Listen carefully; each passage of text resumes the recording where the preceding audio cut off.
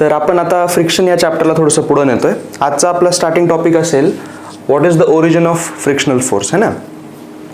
आपण काल कायनेटिक फ्रिक्शनचा तुम्हाला फॉर्म्युला दिला mu k into N, right. पण आपण यावरती नाही बोललो की फ्रिक्शनल फोर्स हा ॲक्च्युली येतो कशामुळे, है ना. आपल्याला फक्त एक थोडीशी सिंपल आयडिया आहे की फ्रिक्शनल फोर्स हा त्या सरफेसेसच्या रफनेसमुळे येतो, है ना. पण we have to go into deeper की दोन सरफेस जर रफ असतील तर फ्रिक्शन का असावं, है ना. बीइंग रफ आणि हॅव्हिंग ए फ्रिक्शनल फोर्स, खास करून जर कायनेटिक फ्रिक्शन असेल तर why it should oppose the motion, है ना. रफ असण्याचा मोशनला अपोज करण्याशी काय संबंध, राईट. आणि जे काही नवीन इंजिनिअरिंग डिझाईन्स येत असतात, व्हॉट ते ट्राय टू डू इज ह्या फ्रिक्शनल फोर्सलाच, कायनेटिक फ्रिक्शनलाच कमी कसं करता येईल, है ना. कारण कायनेटिक फ्रिक्शन म्हणजे एक प्रकारचं लॉस ऑफ एनर्जी आहे, त्यातून हीट एनर्जी तयार होते. तर जे नवीन इंजिनिअरिंग डिझाईन बनवले जातात they purposefully try to create something की जिथं हे फ्रिक्शनल फोर्स हा कमी होऊ शकेल, right. So we need to know basically की why does this frictional force arrive, है ना, का येतो तो. सो दॅट त्याचं ओरिजिन जर आपल्याला कळलं तर मग आपल्याला ते कमी करण्याबद्दल पण काहीतरी करता येईल, राईट. नाव जेव्हा मी तुम्हाला काल एक्झाम्पल सांगितलं, है ना, की हा आपण सरफेस घेतला होता आणि याच्यावरती we try to move an object, right. तर जर आपण हा ऑब्जेक्ट असा जर पाहिला तर to the naked eye what I see is की खूपच हा एक प्लेन सरफेस आहे, राईट. ह्याच्यावरती मला असं काही असा रफनेस असं काही जाणवत नाही आहे की जो फ्रिक्शनल फोर्स देऊ शकेल. बट नेकेड आयला जरी हा ऑब्जेक्ट स्मूथ दिसत असला, है ना, रेग्युलर दिसत असला तरी तो रेग्युलर नसतो, है ना. मायक्रोस्कोपिक लेवलवरती जर आपण गेलो, म्हणजे एखाद्या मायक्रोस्कोपच्या अंडर त्या सरफेसला जर आपण पाहण्याचा प्रयत्न केला तर what we would see is this, की हा सरफेस ॲक्च्युली असा आहे. हा एक इरेग्युलर सरफेस तुम्ही म्हणू शकतात, है ना. ह्या इरेग्युलॅरिटीज आहेत, ह्या इरेग्युलॅरिटीज आहेत त्या सरफेसवरती. म्हणजे हा सरफेस एकदम असा पूर्णपणे प्लेनर नाही, हा रेग्युलर नाही आहे. असं वर खाली उबडखाबड हे असू शकतं आणि आहे ॲक्च्युली ते, पण ते दिसणार नाही तुम्हाला आता, है ना. हे असेल किंवा तुमची एकदम भिंत असेल जी की एकदम स्मूथ केलेली आहे, किंवा वुडन सरफेस असेल किंवा मेटल सरफेस असेल, राईट. हे ऑलमोस्ट अशा टाईपमध्ये असतात, ओके. आणि मग याच्यावरती जेव्हा आपण एक दुसरा ऑब्जेक्ट ठेवतो, समजा हा दुसरा ऑब्जेक्ट ठेवला, त्याच्यावरती पण हे अशा टाईपमध्ये उबडखाबड इरेग्युलरिटीज या असू शकतात, okay. So this is your object number 1.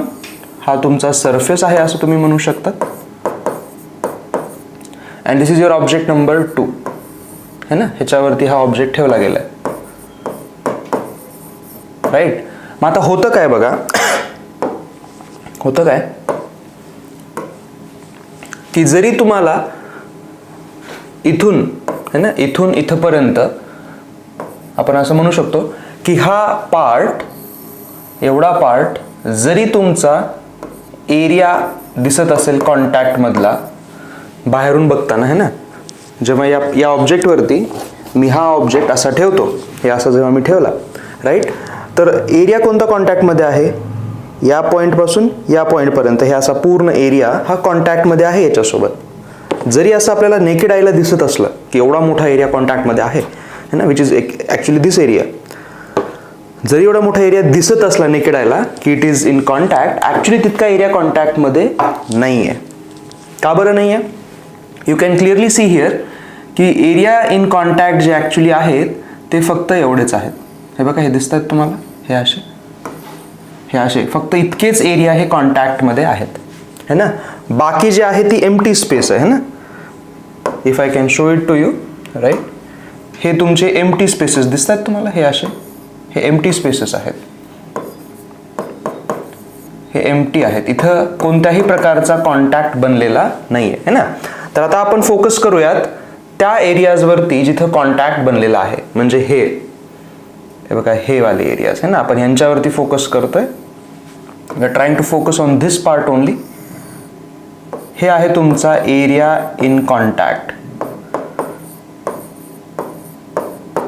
Okay. आता काय होतं बघा, काय होतं की जेव्हा ऑब्जेक्ट 1 आणि ऑब्जेक्ट 2 चे हे इथं आपण किती, आय थिंक 1 2 3 4 5, हां 5 एरिया मी कॉन्टॅक्टमध्ये तुम्हाला दाखवले आहेत, 5 रिजन कॉन्टॅक्टमध्ये दाखवलेले आहेत, right. When these two material they come closer to each other, है ना, कॉन्टॅक्टमध्ये आलेले आहेत म्हणजे ते खूप जास्त जवळ आलेले आहेत. बाकी रिजनमध्ये देर आर एम्प्टी प्लेसेस, तर इथं ते जवळ आलेले नाही आहेत, पण जिथं कॉन्टॅक्ट एक्झॅक्टली झालेलं आहे ना तिथं ते खूप जास्त जवळ आलेलं आहे. They are very much closer to each other. Now they can influence each other, right. Influence म्हणजे कसं, एकाचा इलेक्ट्रॉन दुसऱ्याच्या इलेक्ट्रॉनला, दुसऱ्याच्या न्यूक्लियसला, दुसऱ्याच्या ॲटॉमिक स्ट्रक्चर्सना इन्फ्लुएन्स करू शकतोय. इतके जवळ आलेले आहेत कुठं, ह्या एरिया इन कॉन्टॅक्टला. इथं अशा आपण 5 प्लेसेस दाखवलेले आहेत. There will be infinite places in real case, है ना, कारण मायक्रोस्कोपिक बोलतो आपण, हे खूप खूप जास्त नंबर्स बनतील, right. Now what happens when they try to influence each other. Influence करणं म्हणजे काय होतं की ऑब्जेक्ट 1 आणि ऑब्जेक्ट 2 मधले जे इलेक्ट्रॉन्स असतात, है ना, they start to create bond between them. जसे तुमचे नॉर्मल बॉन्ड्स बनतात, केमिकल बॉन्ड्स जसे असतात, है ना, ॲटमचं शेअरिंग, इलेक्ट्रॉनचं शेअरिंग होतं 2 ॲटममध्ये and they start to create bonds असं आपण म्हणतो, राईट. सेम पद्धतीचे बॉन्ड्स या दोघांमध्ये तयार होतात, म्हणजे इलेक्ट्रॉन शेअरिंग केली जाते, whatever the bonds that are, but temporary bonds are created, है ना. हा वर्ड खूप महत्त्वाचा आहे की temporary bonds are created. Temporary bonds are created at these contact points. ठीक आहे, टेम्पररी म्हणजे थोड्या वेळासाठी का होईना पण हे बनत असतात. मग होतं काय बघा, जेव्हा मी फोर्स लावून when I try to move this object, है ना, या ऑब्जेक्टला जेव्हा मी इकडं असं फोर्स लावून सरकवण्याचा प्रयत्न करतो, काय होतं, हे जे इथं बॉन्ड तयार झाले होते, है ना, हे कॉन्टॅक्टमध्ये आल्यामुळं हे जे बॉन्ड तयार झाले होते, हे दीज बॉन्ड्स, ते आता ऑब्जेक्ट मूव्ह व्हायलाय, मग हे बॉन्ड तर एक वरचा ॲटम आणि खालचा ॲटम ह्या दोघांमध्ये बॉन्ड तयार झालेला आहे, राईट. सो जेव्हा हे असे मूव्ह होण्याचा प्रयत्न करतात, हे बॉन्ड स्ट्रेच होतात, जसं की तुमचं स्प्रिंग स्ट्रेच होतं, है ना. आता जर स्प्रिंग असेल तर त्याला आपण जर असं ओढण्याचा प्रयत्न करू, the spring will resist that deformation, right. In the similar fashion इथं जे बॉन्ड बनलेले आहेत ते जेव्हा तुम्ही हा फोर्स लावून या ऑब्जेक्टला मूव्ह करण्याचा प्रयत्न करतात, ते बॉन्ड स्ट्रेच होतात. And these bond they resist the motion like a spring. आणि याच रेजिस्टन्सला तुम्ही फ्रिक्शन म्हणतात. ओके, सो फ्रिक्शन जे आहे त्याचं ओरिजिन अजून कुठून आलेलं आहे, बेसिकली जर बघितलात तर फ्रिक्शनल फोर्स हा येतो, फ्रिक्शनल फोर्स हा ऍक्च्युली इलेक्ट्रोमॅग्नेटिक फोर्सच आहे. इलेक्ट्रोमॅग्नेटिक आपण म्हणू शकतो. This is one type of basic force in the nature. Actually it is not magnetic, it is electric type. पण इलेक्ट्रोमॅग्नेटिकला एकत्रच लिहिलं जातं, है ना. आपण टाइप्स ऑफ फोर्सेस पाहिलेले आहेत, ग्रॅव्हिटेशनल, न्यूक्लिअर, वीक फोर्सेस आणि मग इलेक्ट्रिक फोर्सेस म्हणतो आपण, है ना. तर हे इलेक्ट्रिक फोर्सेसच आहेत फ्रिक्शनल फोर्सेस. इलेक्ट्रिक फोर्सेसचे अजून एक्झाम्पल लाईफमध्ये द्यायचे झाले तर नॉर्मल कॉन्टॅक्ट फोर्स हा पण एक इलेक्ट्रिक फोर्सच आहे. दोन ऑब्जेक्टमध्ये जे इलेक्ट्रॉन्स असतात त्यांच्या रिपल्शनमुळं हा नॉर्मल कॉन्टॅक्ट फोर्स बनत असतो. तर हा फ्रिक्शनल फोर्स जो आहे तो अट्रॅक्शनमुळे आहे. There is a bond, bonds are formed at the small contacts and these bond they get stretched due to the applied force. Stretching होणं म्हणजे these bonds they do not want to stretch, right, like a spring they do not want to stretch. मग ते oppose करतात त्या मोशनला. पण आपण लावलेला force हा खूप जास्त असतो, है ना, आपण लावलेला फोर्स खूप जास्त असतो म्हणून ते bonds they need to break. मग एकदा जर बॉन्ड ब्रेक झाले, है ना, आता हा ऑब्जेक्ट समजा पुढे मूव्ह झाला, हा ऑब्जेक्ट पुढे मूव्ह झाला, इथले बॉन्ड ब्रेक झाले, राईट. मग ते स्ट्रेचिंग तर पण गेलेलं आहे, आता स्प्रिंग तुटल्या तुमच्या सगळ्या असं म्हणू शकतो आपण. मग कंटिन्युअसली फ्रिक्शन का लागावं, कंटिन्युअसली फ्रिक्शन का लागावं. What I try to ask you here is, ह्या ऑब्जेक्टला मी इथं ठेवलं होतं आणि मी याला इथून असं इकडे मूव्ह करत जातोय, है ना. तर इथं असताना फ्रिक्शन होतं, ठीक आहे, पण मग इथून इकडे मूव्ह केल्यानंतर मागचे बॉन्ड ब्रेक झाले ना, मग परत पुढे फ्रिक्शन का बरं लागायला आहे, दॅट इज द क्वेश्चन. मग त्याचा आन्सर काय येईल, as some of you might have guessed it, right. हा ऑब्जेक्ट जेव्हा इथून इकडे पुढे असा मूव्ह होतो, इथले बॉन्ड ब्रेक झाले, ठीक आहे, पण पुढे आल्यानंतर नवीन बॉन्ड पण क्रिएट झाले ना, कारण परत इथं कॉन्टॅक्टमध्ये आलेलं आहे. सो ही डायग्राम परत रिपीट होते नवीन पोझिशनसाठी, परत तिथं टेम्पररी, म्हणून ह्या बॉन्ड्सला मी टेम्पररी बॉन्ड्स म्हटलेलं आहे. कारण इथं जे बनले ते पण टेम्पररी, इथं जे बनले ते पण टेम्पररी, इथं जे बनले ते पण टेम्पररी. सो हे कंटिन्युअसली असे बॉन्ड बनत जातात आणि ब्रेक होत जातात. समजते? So frictional force comes due to electric force only. Coulomb's force म्हणतो आपण यांना, म्हणजे it is due to the interaction of charges and nothing else. ठीक आहे, पुढे जाऊयात आता. एक खूप महत्त्वाची कॉन्सेप्ट आहे. आय होप की हे लक्षात आलेलं आहे. आणि जर तुम्हाला ह्याला ॲज अ थिअरी म्हणून लिहून घ्यायचं असेल, you can write it in this way and you can write it in one sentence. When two objects are placed in contact, the electrons at the surface, they start to create temporary bonds with the other object. When we try to move one of the object by applying force, these bonds get stretched up, resisting the motion. These resistive forces collectively are called frictional force. ठीक आहे, तुम्ही note down पण करून घेऊ शकता तुमच्या नोटबुकमध्ये. पुढे चलूयात आपण. ओके, फ्रिक्शन आणि एरिया इन कॉन्टॅक्ट है ना, ह्यांचं आपण थोडंसं आता बोलणार आहोत. हे खूप महत्त्वाचं आहे. बघा काय म्हणतोय आपण. बघा तुमच्याकडे एकच ऑब्जेक्ट आहे एम, दोन्ही केसमध्ये तोच ऑब्जेक्ट आहे, त्याची लेंथ एल आहे आणि विड्थ त्याची बी आहे. एका केसमध्ये, केस नंबर 1 मध्ये आपण काय केलेलं आहे की एल लेंथ असणारा सरफेस आपण कॉन्टॅक्टमध्ये ठेवला आहे, तर इथं फक्त बी लेंथ असणारा सरफेस आपण कॉन्टॅक्टमध्ये ठेवलेला आहे. क्वेश्चन काय आहे की जेव्हा आपण या दोन्ही केसेसमध्ये या ऑब्जेक्टना एफ फोर्स लावून मूव्ह करण्याचा प्रयत्न करतो, राईट, काय होईल. हे दोन्ही सरफेस रफ असल्यामुळं इथं फ्रिक्शनल फोर्स बनेल, राईट, इथं फ्रिक्शनल फोर्स बनेल, राईट, हे असा. क्वेश्चन इज हे दोन्ही फ्रिक्शनल फोर्स सेम असतील का, है ना. क्वेश्चन कसा आहे, is F1 equal to F2 और नॉट. हे तुमचं एक ऑप्शन आहे विच यू कॅन चूज. दुसरं ऑप्शन आहे की नाही, हे दोघं इक्वल नसले पाहिजेत आणि F1 फोर्स फ्रिक्शनचा ॲक्च्युली मोठा असला पाहिजे दॅन F2. आणि काही लोक थर्ड ऑप्शन पण चूज करू शकतात की F2 must be greater than F1. हे असं 3 ऑप्शन मी तुम्हाला देतो. यू हॅव टू चूज कोणता जास्त असला पाहिजे और दोघं इक्वल असले पाहिजेत, है ना. Take your time for this. You can pause the video here आणि विचार करा की असं होणं जरुरी आहे का. शुड ऑप्शन 1 बी देअर, 2 और 3, है ना. तर आय होप की तुम्ही विचार केला याच्यावरती. What many students come up with a solution is that this one. त्यांना वाटतं की F1 should be greater than F2 आणि लॉजिकल पण आहे. का बरं, कारण F1च्या केसमध्ये तुम्ही बघा इथं खूप सारे पॉइंट कॉन्टॅक्टमध्ये आलेले आहेत, है ना. एल लेंथ आहे, जास्त एरिया कॉन्टॅक्टमध्ये आलाय आणि इथं बघितलात तर खूप कमी एरिया कॉन्टॅक्टमध्ये आलेला आहे, है ना. आणि आपण आत्ताच काय पाहिलं की फ्रिक्शनल फोर्स हा का बनत असतो, तर मायक्रोस्कोपिक लेवलवरती जितके एरिया तिथं कॉन्टॅक्टमध्ये बनतात त्या प्रत्येक ठिकाणी बॉन्ड तयार होतो. तो बॉन्ड रेजिस्ट करतो, त्यालाच तुम्ही फ्रिक्शन म्हणतात. मग वी स्टार्ट टू थिंक की इथं एरिया जास्त आहे म्हणजे इथं फ्रिक्शन जास्त पाहिजे, इथं एरिया कमी आहे म्हणजे फ्रिक्शन कमी पाहिजे, राईट. ठीक आहे, हे तुमचं लॉजिक ठीक आहे की एरिया जास्त आहे आणि इथं एरिया कमी आहे, पण त्याचा फ्रिक्शनवरती काही उपयोग होतो का हे आपल्याला आता चेक करायचं आहे. ओके, तर बघा आता याचा ॲक्च्युअल आन्सर यायला पाहिजे number 1.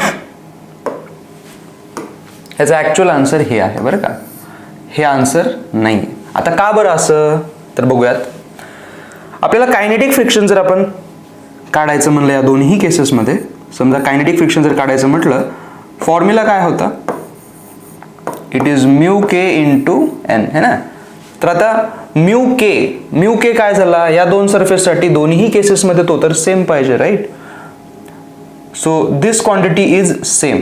What about normal force, या दोन केसेसमध्ये नॉर्मल फोर्स सेम आहेत का हो, एकदा चेक करा बरं.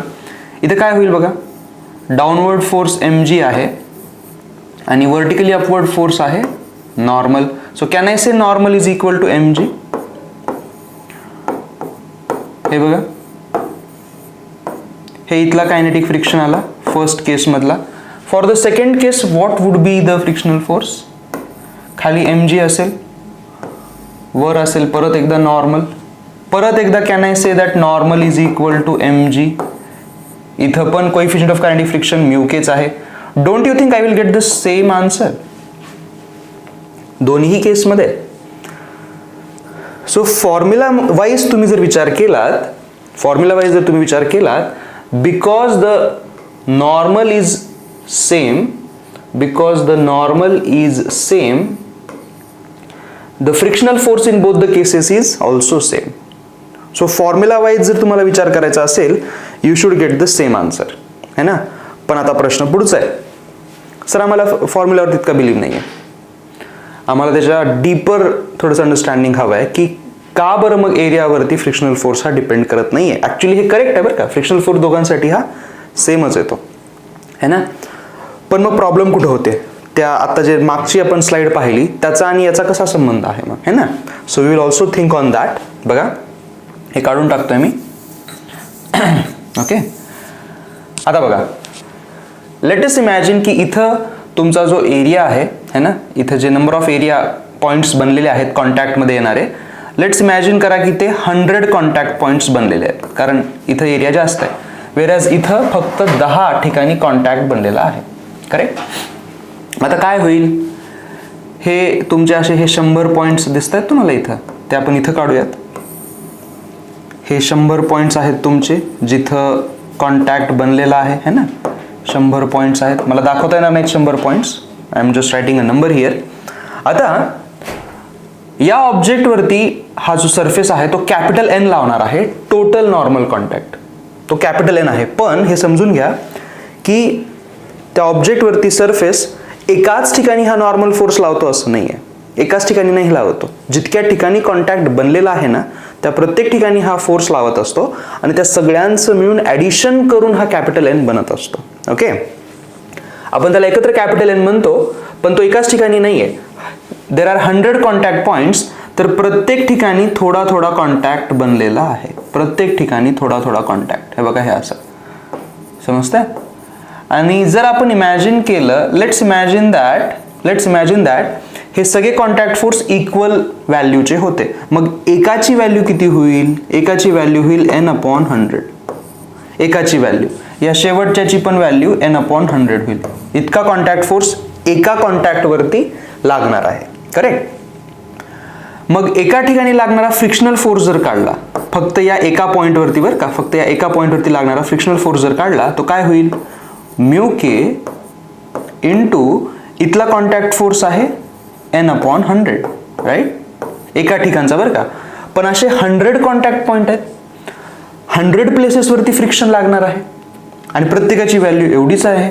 म्हणजे जर टोटल फ्रिक्शन काढलं, हे फक्त एका ठिकाणचं होतं बरं का, हे एका ठिकाणचं होतं, ह्याला F0 म्हणूयात. टोटल फ्रिक्शन जर काढायचं झालं तर 100 टाइम्स करावं लागेल या इंडिव्हिज्युअल फ्रिक्शनला. काय मिळतं तुम्हाला? μk इंटू ns मिळतं, है ना? हे 100 कटून जातं. सो तुमच्याकडे जर 100 कॉन्टॅक्ट पॉइंट्स असतील, प्रत्येक ठिकाणी नॉर्मल हा डिस्ट्रीब्यूट होतो. So 1/100 is the normal at each contact point. त्यामुळे प्रत्येक कॉन्टॅक्ट पॉइंटवरती बनणारा फ्रिक्शनल फोर्स कमी होतो, प्रत्येक कॉन्टॅक्ट पॉइंटवरती बनणारा. पण तसे 100 कॉन्टॅक्ट पॉइंट्स आहेत ना, तुम्हाला परत फ्रिक्शनला 100 टाइम्स करावं लागतं to get the total friction. Correct? या केसमध्ये जर आपण 10 कॉन्टॅक्ट पॉइंट म्हणले, 10 कॉन्टॅक्ट पॉइंट बघा मी फक्त असे दाखवतोय, है ना? हे 10 दाखवतोय मी, कमी दाखवतोय मुद्दाम, 3च दाखवतोय, ह्याला 10 समजा आपण तुम्ही, है ना? इथं कसं हे 100ला मी फक्त इतके दाखवले होते तसं. तर या एकाची व्हॅल्यू किती होईल? N/10 होईल. करेक्ट? N/10 होईल. तुम्हाला लक्षात आलंय? कॉन्टॅक्ट पॉइंट जेव्हा आपण कमी केले तेव्हा प्रत्येक ठिकाणी लागणारा नॉर्मल फोर्स बघा इथं किती कमी दाखवलाय, इथं मी जास्त दाखवलाय. कॉन्टॅक्ट पॉइंट कमी झालेत ना, सो एका पॉइंटवरती लागणारा नॉर्मल फोर्स वाढला पाहिजे तितक्याच पटीने. म्हणून इथं जर N/100 इतका नॉर्मल लागत असेल एका कॉन्टॅक्ट पॉइंटवर, तोच फोर्स इथं N/10 झाला पाहिजे एका कॉन्टॅक्ट पॉइंटवर. 10 पटींनी हा फोर्स वाढतो. का बरं? कारण कॉन्टॅक्ट पॉइंट्स 10 पटींनी कमी झालेले आहेत, कारण तुम्ही एरिया कमी केलाय, राईट? सो तुम्ही एरिया कमी दिलात तर कमी एरियाला तितकंच वजन बॅलन्स करायचं ना, म्हणजे प्रत्येक ठिकाणी भार जास्त आहे. Everyone should contribute more now. Correct? So इथं असं नॉर्मल कॉन्टॅक्ट फोर्स कमी होतं. मग या ठिकाणी एका कॉन्टॅक्ट पॉईंटवरती लागणारा फ्रिक्शनल फोर्स किती होईल, mu k into normal force हा n/10 झालाय. n म्हणजे ही व्हॅल्यू आहे बरं का. आणि मग टोटल फ्रिक्शनल फोर्स काय होईल, एकामुळे लागलेला पण असे 10 लोक होते. आय थिंक परत तुम्हाला लक्षात येतं की म्यू के इंटू एनच मिळतो. बघा, सो इट डझंट मॅटर है ना, इट डझंट मॅटर की तुम्ही ऑब्जेक्ट कसा ठेवतात, असा ठेवा किंवा अजून कोणत्या ओरिएंटेशनमध्ये ठेवा, इट डझंट मॅटर. सो इथं कॉन्सेप्ट काय लिहून घ्यायची आहे आपल्याला, ह्या सगळ्या एक्सप्लेनेशन नंतर तुम्ही ही हेडिंग लिहून घेणार, friction and area in contact. तुम्हाला ही डायग्राम पण काढायची आहे, आणि या दोन्ही केसेसमध्ये F1 F2 जे आहे त्याचा आन्सर तुम्ही मग हे लिहून घेणार आहात. ठीक आहे, तुम्ही आन्सर बघा हे लिहून घेणार आहात की या दोन्ही केसेसमध्ये F1 is equal to F2 हे तुमचं आन्सर पण असलं पाहिजे. ओके, आणि तुम्हाला ॲज अ स्टार मार्क म्हणून काय लिहून घ्यायचं आहे ह्या डायग्रामच्या खाली, हे एक्सप्लेनेशन नका लिहू, स्टार मार्क काय लिहून घ्यायचं आहे तुम्हाला मी सांगतो, तो लिहून घ्या. तो असा लिहून घ्यायचा आहे, if the normal contact force remains same then frictional force does not depend on the area in contact. ठीक आहे, म्हणजे एरिया कितीही वाढू द्या किंवा कमी होऊ द्या, इट डझंट मॅटर. जोपर्यंत नॉर्मल सेम आहे ना, तोपर्यंत फ्रिक्शनल फोर्स हे सेम राहतात. इथे बघा आपण नॉर्मल नव्हता बदलला, फक्त ओरिएंटेशन बदललं होतं, त्यामुळे एरिया बदलला, नॉर्मल नाही बदलला. सो नॉर्मल सेम असेल तर फ्रिक्शनल फोर्स सेम राहतो इंडिपेंडेंट ऑफ एरिया. म्हणून पुढे अजून एक स्टार मार्क आपण देऊ शकतो की तुमचा जो फ्रिक्शनल फोर्स आहे तो एरिया इन कॉन्टॅक्ट वरती न डिपेंड करता मायक्रोस्कोपिक एरियावरती डिपेंड करत असतो. जे मागचा पार्ट होता, मायक्रोस्कोपिक एरिया किती बनलेले आहेत त्यावरती डिपेंड करतो. ओके, पुढे चलूयात आपण. आता थोडेसे न्यूमेरिकल पाहणार आहोत त्याच्यावरती. बघा, हां, पहिला प्रॉब्लेम आहे तुमचा 15 न्यूटनचा फोर्स लावताय, कायनेटिक फ्रिक्शनचं कोइफिशियंट 0.2 आहे, मास 2 kg आहे. 2 क्वेश्चन आहेत, फाइंड फ्रिक्शनल फोर्स आणि ॲक्झलरेशन. तर फ्रिक्शनल फोर्स आता काय काढणार आपण, it is mu k into N, आणि एन ची व्हॅल्यू काय येईल इथं, हे बघा हे एन असा वर आहे आणि खाली आहे तुमचा एम जी. तर N must be equal to m g असं मला लिहिता येईल ना, N is equal to m g लिहिता येईल, right. So mu k into m g लिहिता येईल. म्यू के ची व्हॅल्यू आहे 0.2, एम किती आहे बघा 2, आणि जी ची व्हॅल्यू आहे 10. किती झाला हा झाला आपला 4 न्यूटन है ना. हे झालं पहिल्याचं आन्सर. आता दुसरं करायचं आहे फाइंड ॲक्झलरेशन. त्यासाठी FBD बघा काय येणार आहे, इकडं आहे तुमचा 15 न्यूटन, इकडं फोर्स लागतोय 4 न्यूटनचा फ्रिक्शनल फोर्स. बघा मुद्दाम आपण कसं लोअर सरफेसवरती दाखवलं, मी तुम्हाला काल सांगितलं होतं है ना. We are using F equal to MA, net force is mass into acceleration. Net force किती झाला 15 - 4 इक्वल टू मास आहे 2, ॲक्झलरेशन काढायचं आपल्याला. हे झालं 11 is equal to 2A, acceleration is 11/2, 5.5 metre per second square. ठीक आहे, आय होप की लक्षात आलेलं आहे तुम्हाला. पुढे चलूयात आपण. हां, परत एकदा फाइंड ॲक्झलरेशन आपल्याला काढायचं आहे, राईट. आता बघा 2 ऑब्जेक्ट दिलेले आहेत, मध्ये टेन्शन पण आहे. तर फ्रिक्शनल फोर्स आहे बघा इथं एक असेल है ना, ह्याला आपण F1 नाव देऊ, ह्याला आपण F2 नाव देऊ है ना. कायनेटिक फ्रिक्शनला FK मी सुरुवात केली होती, पण आता इथं 2 ठिकाणी फ्रिक्शनल फोर्स आहे. FK1 आणि FK2 लिहिण्याऐवजी मी F1 आणि F2 लिहून टाकतो है ना. तर F1 लिहित असताना F1 ची व्हॅल्यू काढतोय मी, frictional force on the first block. काय लिहिणार परत आपण, म्यू के इंटू नॉर्मल, इथं नॉर्मल होईल mg. इनफॅक्ट आता हा जो पार्ट आहे ना नॉर्मलला आपण जे mg लिहितोय बघा इथं, हा हॉरिझॉन्टल सरफेसवरती प्रत्येक ठिकाणी येणार आहे.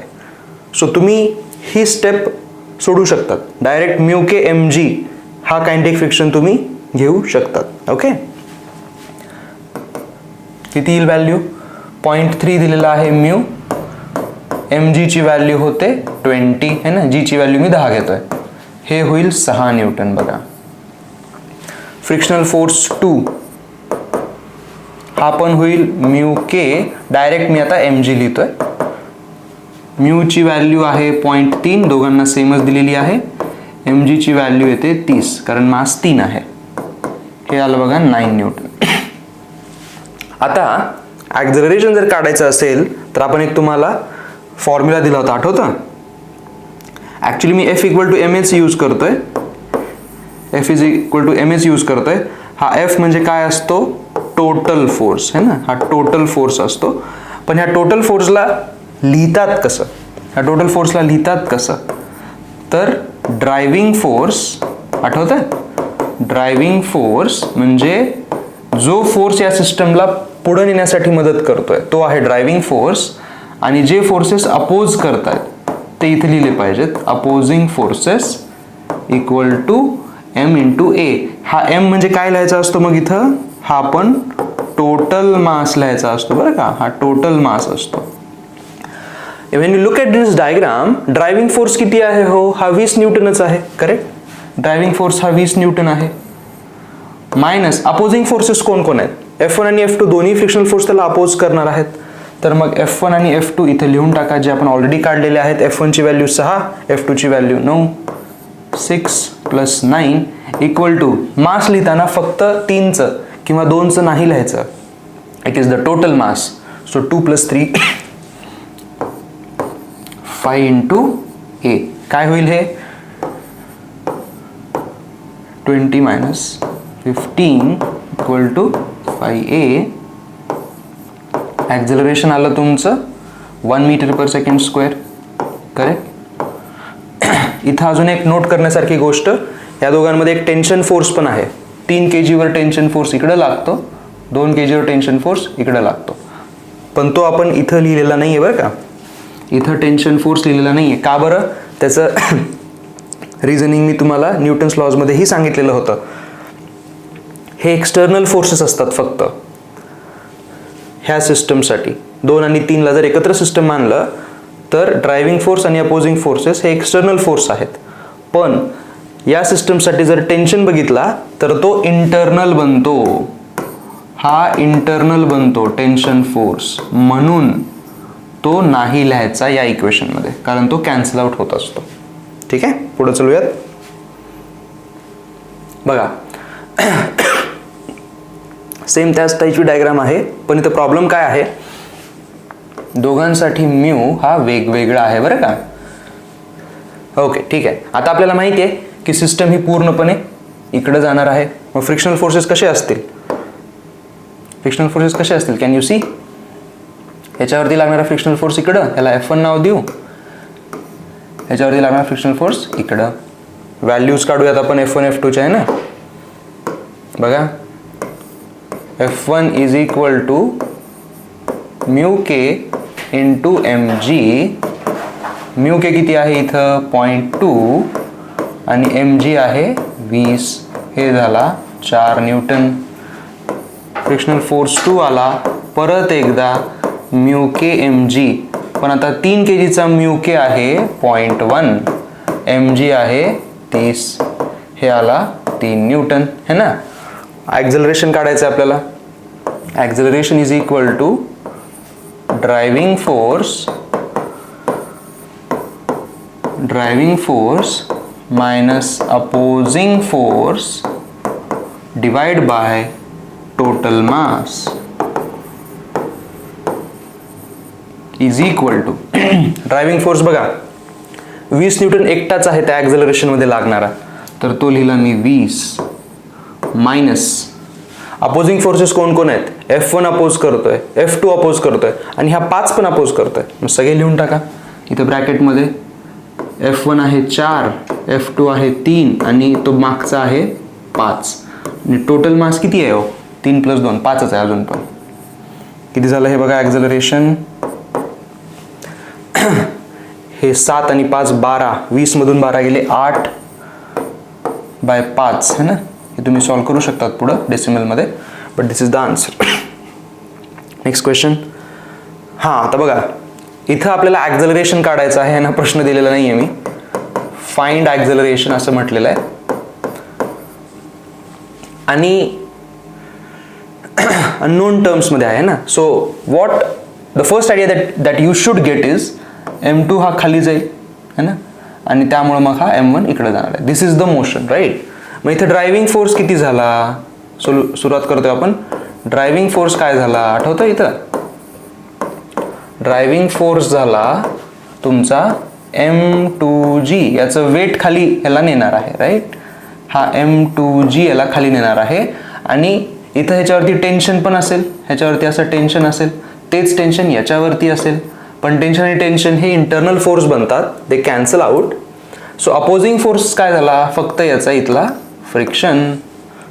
सो अपोजिंग फोर्स मी इथे लिहून घेऊ शकतो. अपोजिंग फोर्स झाला म्यू के. आता mg लिहिताना M1G लिहावं लागेल बरं का, कारण त्याचं मास M1 आहे. सो इथं थोडंसं काळजीपूर्वक करत चला. मग ॲक्झलरेशन आपण काय लिहिणार, driving force which is M2G minus mu K M1G divide by total mass M1 plus M2. समजतंय. हे अशा पद्धतीने तुमचे प्रॉब्लेम्स तुम्ही केले पाहिजेत. तुम्ही बघा की तुमच्या सिस्टमचं ॲक्झलरेशन कोणत्या डायरेक्शनमध्ये आहे, त्या डायरेक्शनमध्ये तुमच्या ऑब्जेक्टवरती लागणारे फोर्सेस टाकून द्या. त्या डायरेक्शनमध्ये असणारे म्हणजे ॲक्झलरेशनच्या डायरेक्शनमध्ये असणारे फोर्सेस हे ड्रायव्हिंग असतात, अपोजिटमध्ये असणारे अपोजिंग असतात. ठीक आहे, समजतंय. पुढचा प्रश्न बघूयात. ही मेथड लक्षात आली, वेल अँड गुड. जर नसेल येत तर तुम्ही याला फ्री बॉडी डायग्रामनी पण करू शकतात. याची फ्री बॉडी डायग्राम काढायची, याची फ्री बॉडी डायग्राम काढायची. याच्या फ्री बॉडी डायग्राममध्ये टेन्शन पण येईल, याच्या फ्री बॉडी डायग्राममध्ये पण टेन्शन येईल. त्या दोन्ही इक्वेशनना ॲड करा, टेन्शन काय कॅन्सल होतो and you should get this equation. ठीक आहे. नसेल कळत तर आपण हे पूर्ण एकदा स्लाइड जर संपल्या तर परत मी याच क्वेश्चनकडे येतो, कारण ह्याच्यामध्ये अननोन टर्म्स आहेत. हा परत आपण FBDनी पण सॉल्व्ह करू. ठीक आहे, पुढे चलूयात. हां बघा, आता इथं काय दिलेलं आहे, इकडं 5m मास आहे, इकडं m मास आहे आणि वर m मास आहे आणि इथं तुमचं कायनेटिक फ्रिक्शन दिलेलं आहे, कोइफिशियंट है ना. तर ॲज वी नो जास्त मासकडे हे असं जाणार आहे, हे असं खाली जाईल, हा इकडं जाईल आणि मग हा वर जाईल. ओके. तर या 5mचं वेट विच इज 5mचं वेट 5mg हा याला खाली ओढणार आहे है ना. ह्याचं फ्रिक्शन याला अपोज करणार आहे, करेक्ट. आणि याचं वेट जे आहे mg ते बघा मोशनच्या डायरेक्शनच्या अपोजिट आहे, म्हणजे हा mg आणि हा फ्रिक्शन हे दोघं अपोज करणारे आहेत, हा 5mg मात्र सपोर्ट करणार आहे. सो ड्रायव्हिंग फोर्स मी लिहून घेतो लगेच. Driving force is equal to 5mg. Opposing forces कोणते कोणते आले बघा.